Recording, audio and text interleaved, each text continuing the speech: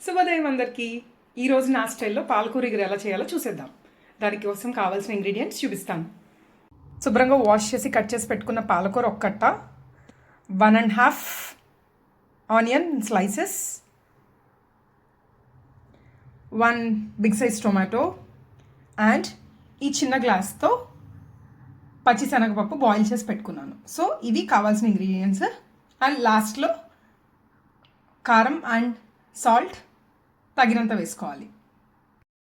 ముందుగా కొంచెం ఆయిల్ వేసుకుని ఆయిల్ హీట్ అయిన తర్వాత దాంట్లో ఆనియన్ పీసెస్ యాడ్ చేసుకోవాలి. ఆనియన్ పీసెస్ యాడ్ చేసేస్తున్నాను. సో ఇది గోల్డెన్ బ్రౌనిష్ కలర్ వచ్చేదాకా వేపించాలి. గోల్డెన్ బ్రౌన్ కలర్లోకి టర్న్ అయిపోయినాయి. ఇప్పుడు యాడింగ్ సమ్ టొమాటోస్ కూడా మగ్గిపోయినాయి.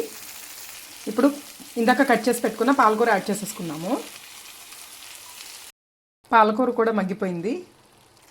నెక్స్ట్ యాడింగ్ ఆల్రెడీ బాయిల్ చేసి పెట్టుకున్న పచ్చిశనగపప్పు. 99% కర్రీ అయిపోయినట్టే. ఇందులోకి ఇప్పుడు తగినంత సాల్ట్, కారం యాడ్ చేసేసుకున్నాను. వేడివేడి పాలకూర ఇగురు రెడీ అయిపోయింది. ఇది రైస్లోకి అండ్ నెక్స్ట్ పుల్కా చపాతీలో కూడా చాలా చాలా బాగుంటుంది. Please try, like and share. Bye-bye.